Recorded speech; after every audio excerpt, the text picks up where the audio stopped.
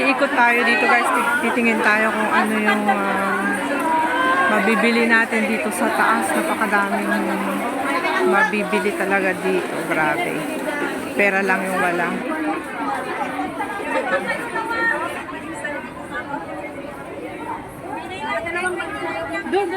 Shopping tayo guys. Shopping. Window shopping lang. Kasi wala naman tayong pambili. Lakad-lakad para ma-exercise tayo. Ayan, ang daming tao. Grabe. Ikot tayo muna bago tayo. Ay, dito pala yung baba. So, baba na tayo. Ito yung loob ng Central. Ay, ito yung loob ng Worldwide Plaza.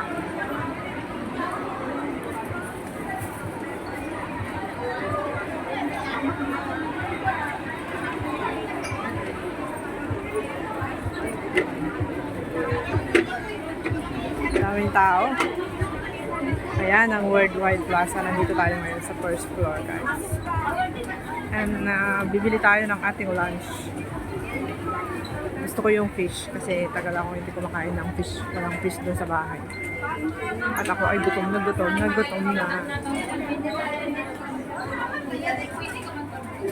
Gutom na ang Inday.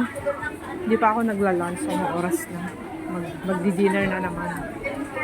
Kasi late na akong gumising kanina. Daming tao. Pili muna tayo ng ating pagkain.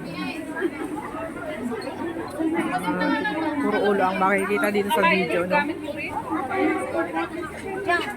Sobrang dami ng tao. Pili muna ako ng aking pagkain din eh. Guys, ano kaya makakain natin dito? Mga Pinoy food. Pinoy food is yummy. May bangus tayo doon. Meron din siyang, yan ang gusto ko. So, bye-bye. Thank you for watching.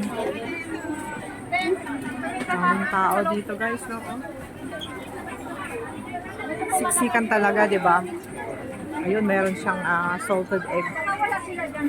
Meron silang itlog na maalat doon. Magkano yung isang piraso is $8.